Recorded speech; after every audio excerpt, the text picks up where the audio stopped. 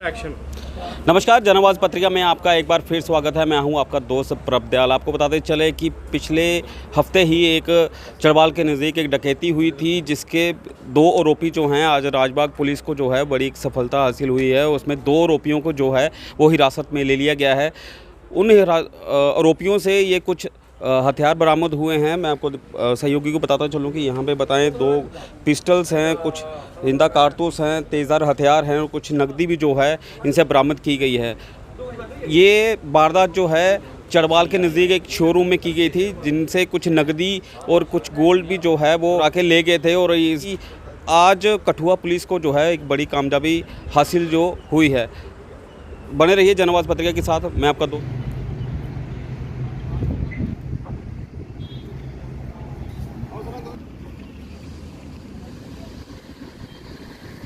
आप जानते हैं कि 17 तारीख रात के 9:01 के करीब ये जो हमारा चरवाल एरिया है, वहाँ पे कृष्णा बिल्डिंग मटेरियल करके एक दुकान है, जो हार्डवेयर और सैनिटरी वेयर और फर्नीचर की दुकान है। वहाँ पे 3 masked man armed with pistols, टोका, हेलमेट पहनी हुई थी, 2 ने, और एक ने भी कवर किया होता अपने आप को।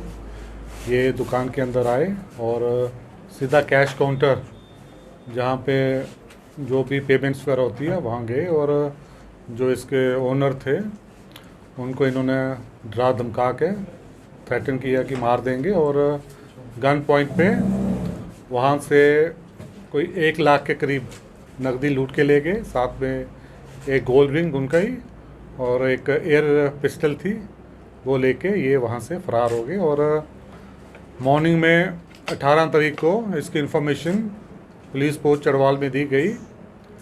यहाँ से ये FIR लॉन्च की गई और इन्वेस्टिगेशन जो थी वो प्रोसेस जो है सेट इन मोशन किया गया। और चूँकि ये एक बड़ा सेंसेशनल केस था,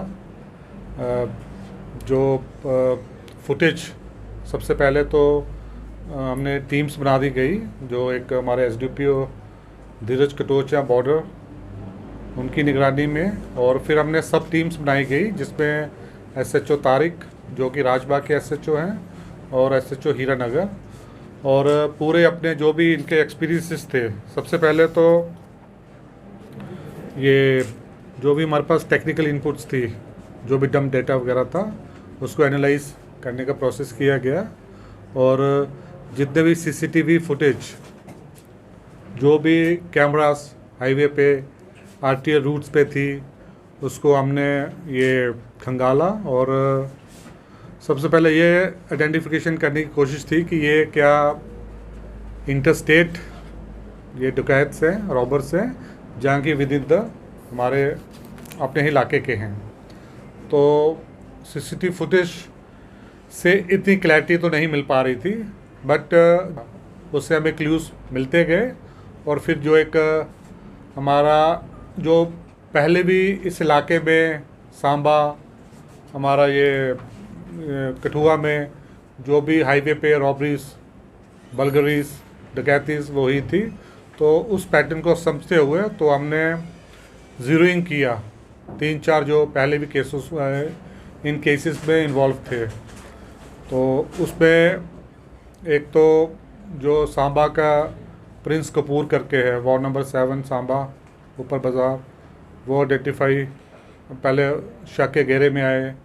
फिर उसके साथ ही जो हमें सांबा डिस्ट्रिक्ट से जो फुटेज हाईवे पे मिली हैं, उससे एक और की आइडेंटिफिकेशन हुई है, बट वो प्रॉपर आइडेंटिफिकेशन के लिए हमें बाकी डिस्ट्रिक्ट्स पे जाना पड़ा। और साथ में जो इन्होंने काफ़ी चालाकी से जो बाइक थी इस्तेमाल की हुई, उसकी भी नंबर प्लेट थी, वो आधी फोल्ड की हुई थी।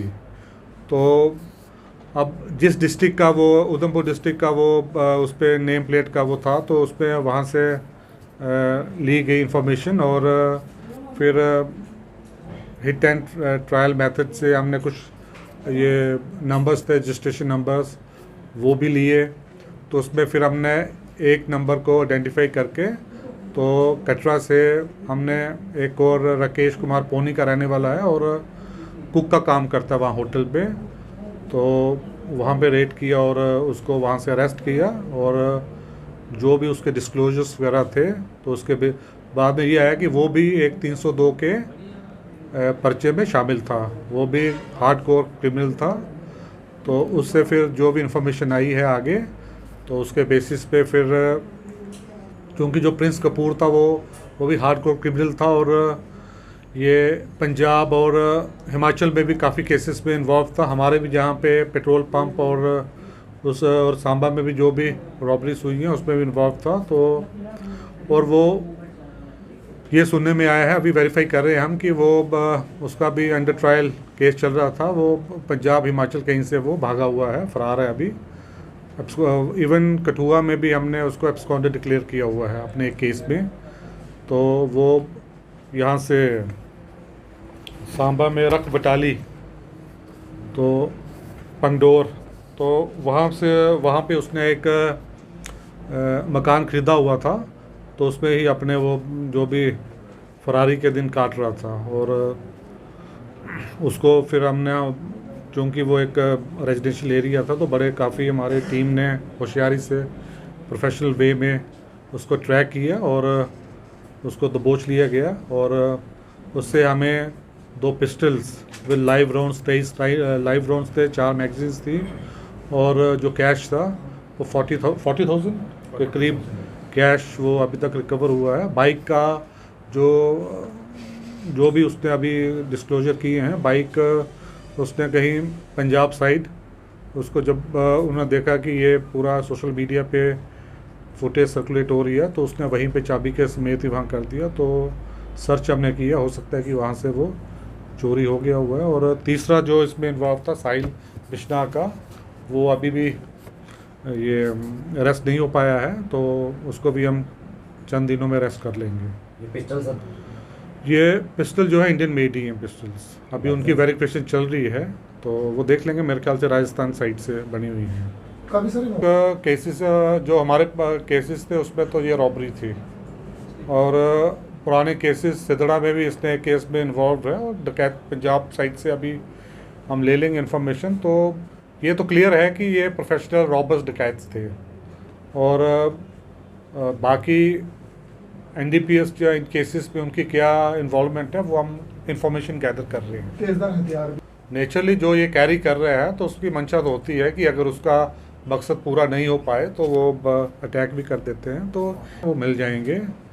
तो वो चीज़ इनको नहीं हो पाई है, और इन्होंने काफ़ी रैकी की। तो फुटेज के हिसाब से ये कोई 4 बजे करीब विजयपुर साइड पे हमें इनका वो फुटेज मिला, तो उसके बाद 5 घंटे इन्होंने यहीं पे 8 बज के कुछ मिनट पे भी इन्होंने रैकी की थी एक बार। पहले ये बात है कि